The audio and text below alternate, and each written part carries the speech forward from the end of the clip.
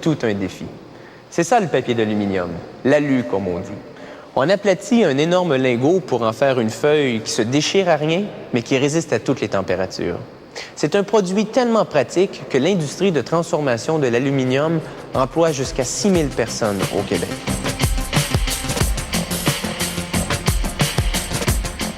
La fabrication du papier d'aluminium exige qu'on amincisse à plusieurs reprises un gros bloc d'aluminium.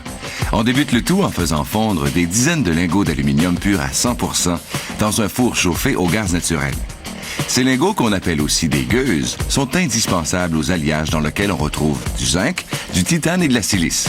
Il faut entre 3 et 8 heures pour faire fondre 27 000 kg d'aluminium dans ce four à refonte qui fonctionne à la température de 750 degrés Celsius. La température de fusion de l'aluminium est de 660 degrés Celsius.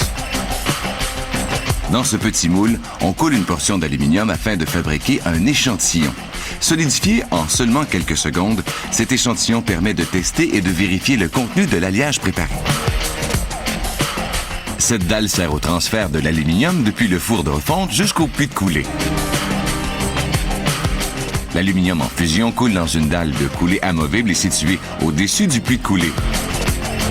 C'est à cette étape qu'on filtre les impuretés dans des récipients spéciaux. Les moules sont refroidis à l'eau afin d'accélérer la solidification de l'aluminium liquide.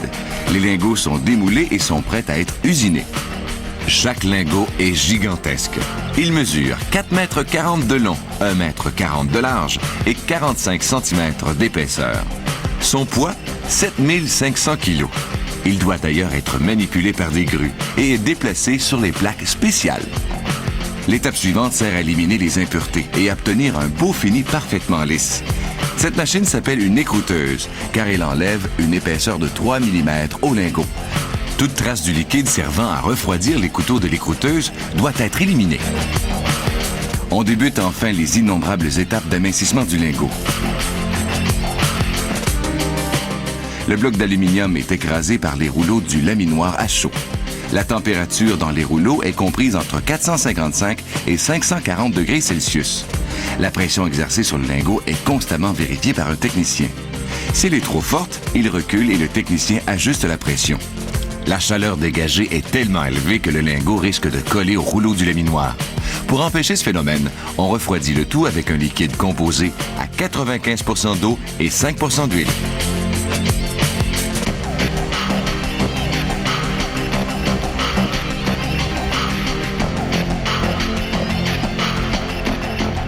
Au départ d'une épaisseur de 45 cm, le lingot devient, à chaque passage, de plus en plus mince.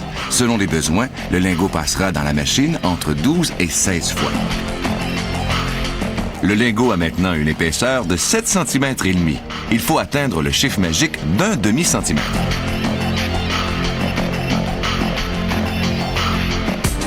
À cette étape, le lingot possède une épaisseur de 5 cm et une longueur d'un peu plus de 9 mètres. Ce convoyeur équipé de rouleaux transporte la plaque durant les étapes de laminage.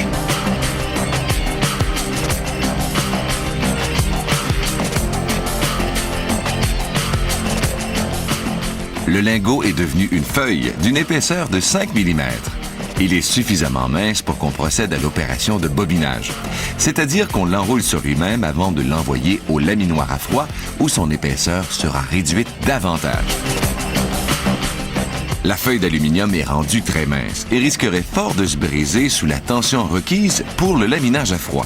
Ainsi, on la double pour éviter qu'elle ne casse. Une dernière réduction par le laminage à froid et la feuille aura l'épaisseur requise par le client.